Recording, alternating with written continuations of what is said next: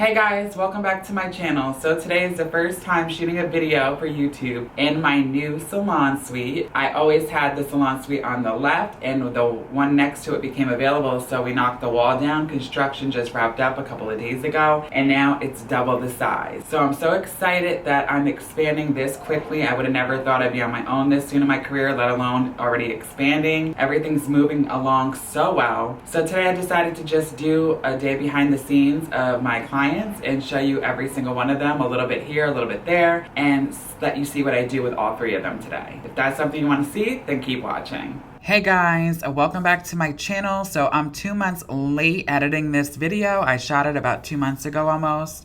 And we're gonna jump right in. It's better late than never. So this is my client and we are going to be doing a half Babylight on her retouch. You can see she's naturally very, very light. She's a natural level 7.5, 8. So she lifts very beautifully and well. This is only our second session together. So we're still trying to kick out throughout the end some of the brass that transpired from the last stylist she was with. Today I'm using a Schwarzkopf Blondie with 20 volume, my go-to developer, and a 1/16 ounce of Olaplex. So we're packing these foils in tightly back to back to back. You guys already know, I think I put a video I shot a couple weeks after this out a couple weeks ago, so you probably already seen it, but I did a video going over the detailed hairline foiling. So that's exactly what I did on her here today. And now I'm going in and just doing my regular baby lights. Same thing I always do, tightly packed, minimal subsections, trying to brighten her up, feathering gently down through any darker pieces.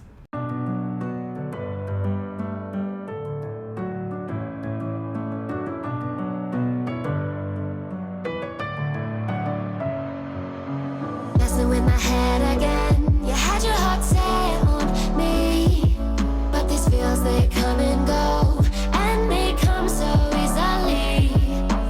Tell me what it is about you that I can't forget, but you're breaking down my walls again, just to set me free. Why do I, baby, why do I love the way you are, we always leave me? Why do I, baby, why do I love the touch but never love the feeling? Why do I, baby, why do I love the way you are, we always leave me? Why do I, baby, why do I love the touch but never love the feeling?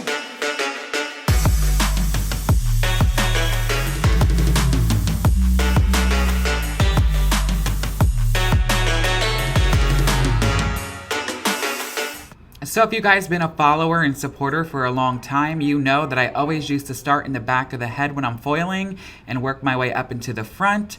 And the front hair always is a little bit more fragile around the face, was the reason I mostly did it. And also, if it's a new client especially, if the back is finished, you can easily dunk them into the sink, rinse out the back, put a treatment on it, clip it away, and let the front continue processing. But the last couple of months, I've been switching things up just a wee bit, and I've been starting in the front very often, like literally 9 out of 10 clients. I like them ultimately very bright. And I have a video that I'll link in the card where I go over money pieces and, you know, things like that to give you tips and tricks. But I do think that if you're going to start in the front and you're doing money pieces on her, for example, to use a lower developer, but we were only doing a half. I'm a very quick foiler, so it wasn't going to be sitting as long. And she's a natural level 8, so she gets really blonde, really bright level 10 quickly. And her hair is very strong and it hasn't been overlapped or anything like that. So I was okay with using 20. And like I said, we're really just touching the regrowth and feathering down any darker pieces. Another tip that this brings me into is once the foils are done, even though it's extra work, pull them. I like starting in the front. The only thing that sucks about it is that you got to pull them out when they're done and water bottle them down. Make sure you put a conditioning treatment or Olaplex number 2 on that hair afterwards and use a comb to comb through, because if you use just a water bottle and clip it up, it will continue processing. Quickly moving on with her, we're going to be toning her with 10V, 10P, 10N. I love this for that nice buttery white bright blonde. And I'm going to be root tapping her with just a level 8N, 8NA, Redken Shades EQ. Just a very slight tap to keep her bright all the way up.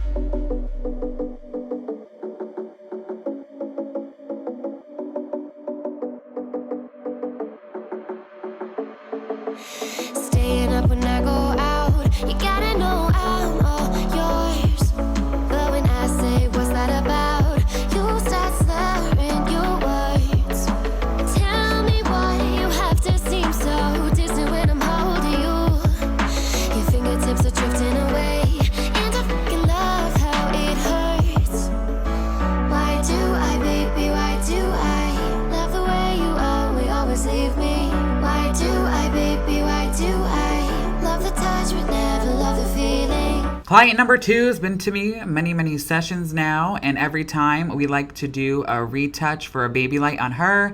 We usually do a half like we're doing now. Once in a while we'll do a full. So this is another half tightly packed Babylight. Now, difference with her is she does have cirrhosis, I believe it is, of the skin on the scalp. So she does have some hair loss and some scabbing. It can be taken and put under control by the proper, nutrition, eating right, the right shampoos, stuff like that. So if you guys notice her hair looks thinner or anything, that is why. I don't want you guys to think that I fried her hair off and it's like literally no hair left because of overlapping and stuff like that. I do my best to stay off the ends and just feather down through any parts that are darker. And any blonde that comes in my chair, they know the risk. Blonding is blonding. At the end of the day, we're poking holes in the hair. But we always trim her up and try to keep her as healthy as possible. So every time what we do with her is we'll go through and retouch all the Babylights. Every now and then I'll do a low light. Today I'm not. I'm just doing highlights. She got a little darker, so we're going to try to brighten her up a little bit. But she does like that rooted look, and she likes to go darker since she has a lot of gray. So we do usually a 5.5 on her, a 5NN, 6NN, Goldwell Topchic with 20 volume, sorry. And then I'll go through and smudge it down and tone her at the bowl.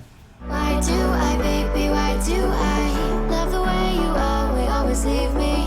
Why do I, baby, why do I love the touch but never love the feeling?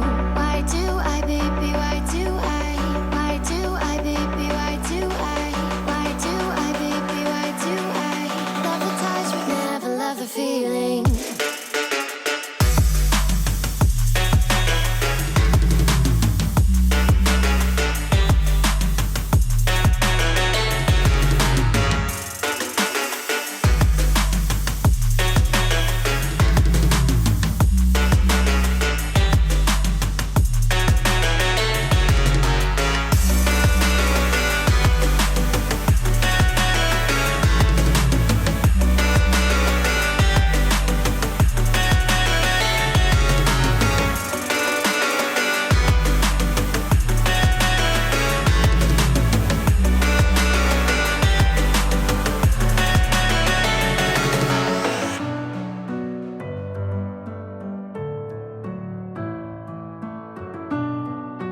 Another trick I like to use if a client's hair is fragile and I don't really want to risk overlapping, there's a couple of them, but one of the tricks is what I'm doing here.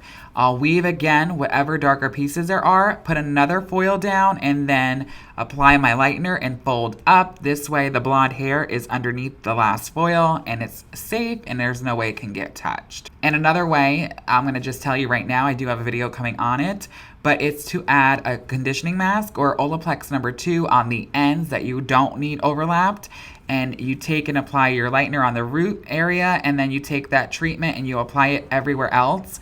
This will keep it as a barrier, and that will ensure that you're not going to have any overlapping. So I did tease out all her dropouts the last 5 minutes just to kick out any old lowlights. We'll be toning her with 10V, 10P, 9N Goldwell Colorance, and I'll be root smudging her with 5N, 5NA Redken Shades EQ. So even though I'm doing a paint between that I did with the permanent color of 5NN, 6NN with 20 volume Topchic, I love doing that when I'm doing a root smudge because it helps it become more prominent. As a matter of fact, even if they don't need gray touched up, I'll still do a paint between with the demi permanent, because then when I go through and root shadow or smudge her like this, it makes that root a lot more prominent. Now when I do a smudge, I still slightly do a slight shadow at the money piece area. Now, if I'm usually doing a shadow, I'll just slightly tap around the money piece area. But when I'm doing an actual smudge, bringing it down more than 3 inches, then I'll do a slight shadow in that money piece area around the face. You always want those money pieces to stick out a little bit more, but when you have a smudge, you don't want it to be too thick, because then it can come off looking too stripy or chunky. So just a little observation that me and a client were talking about the other day. Most clients who wear masks constantly, we're noticing, are having more breakage around the hairline over by the ear, especially in that area. You know, blondes will always have fragile pieces and shorter pieces in the money piece area and around the hairline. That's just normal from bleach. It's naturally fragile in baby hairs anyway. It sees the most heat because the client sees it the most, they touch it the most, it sees the most sun. So that's not crazy uncommon, but lately we've been noticing a lot of people who are nurses, doctors, things like that, or on wearing masks constantly and working long hours are having really short pieces around the ear. So definitely if you're a stylist, check and watch your clients and see if you're noticing the same thing. I know that usually that's common from blondes being broken and stuff, but I've been noticing it a little bit more. Moving quickly on to client number 3, the final client of the day, and it was very simple. A standalone Olaplex number 1 and 2 treatment, a cut and a blowout and curl. It literally took us an hour and we were in and out. You know, I'm gonna link my video on the card of the Olaplex standalone treatment I did a couple months ago. I did a video going over exactly how to do this and it's really cool. It's a nice little treatment you can give your clients to keep their hair healthy in between sessions. She always comes and gets retoned. She also has a video that I'll put on the card as well where we took her pink and it was a big process and her hair actually suffered because of it. So we're getting our hair back to the healthy way it used to be. But I'll link all these videos on the card. That's where you can find any video I ever talk about during any tutorial.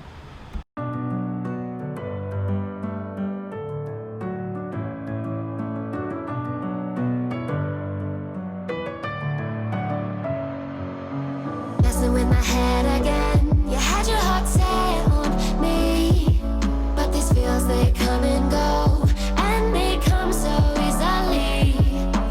Tell me what it is about you that I can't forget, but you're breaking down my walls again just to set me free. Why do I, baby, why do I love the way you always leave me? Why do I, baby, why do I love the touch but never love the feeling? Why do I, baby, why do I love the way you always leave me? Why do I, baby, why do I love the touch but never love the feeling? Just to catch you up to date, if you missed the pink video, the pink hair video with Janae, we're good friends. I took her word for it and went against my intuition of a hair colorist and used a toner formula she wanted me to use. It ended up being a high lift that looked the same as the toners and it ruined her hair. It was like putting light bleach on 20 volume level 10 hair. So she has little spikes, we call them, in the front now that we have to disguise, and now we're cutting it off and getting it really healthy. She was always very thick and now her hair was a little thinner, so we actually took a couple of inches off. And I'm going to show you guys, if you want to see the next session, on how we tackle her roots and how I fixed those roots, because that high lift exposed all that underlying pigment of a level 7 orange. So in the next session, it's going to be a big correction. We're going to have to do a paint between, a root shadow. We're going to give her a dark rooted look and still bring up the blonde pieces by keeping it very safe as well, and just a whole bunch of stuff. So if you guys want to see the next session and how much work goes into it, look, you can see the spikes right there on the money piece. If you want to see all that in the next video, then let me know and I'll shoot our next session. I believe it's in like 2 weeks. Gotta know I'm all yours, but when I say what's that about, you start slurring your words. Tell me why you have to seem so distant when I'm holding you. Your fingertips are drifting away, and I fucking love how it hurts. Why do I, baby, why do I love the way you always leave me? Why do I, baby, why do I love the touch but never love the feeling? Why do I, baby, why do I love the way you always leave me? Why do I, baby, why do I love the touch but never love the feeling? Oh my God, you guys, look at this final result from client number 1. This came out gorgeous. Look at that hairline, beautiful hairline. It looks like it's growing right out of her head. That is exactly what a root tap does. It looks like it's not a shadow, just a slight tap. This is client number 2's finished result. We brightened her up a little bit more. She got her grays covered, and we're gonna keep continuing to let her hair get healthy and healthier and just play it up and just touch the roots up only every time she comes in. We brightened her up. We still have those, you know, blondes going all the way up high, but still diffusion. Janae's pink is fading and it's still very beautiful. It looks a lot healthier, getting all those dead ends off. But up close, you can see all that warmth that was exposed from that high lift in that toner. We're gonna take care of it and we're gonna fix this once and for all. Let me know down below in the comments if you like this video and you wanna see that next session. Thanks again for all the love and support and constantly supporting and watching my videos. I love you all so very much. Until we meet again for the next one, so long for now, guys.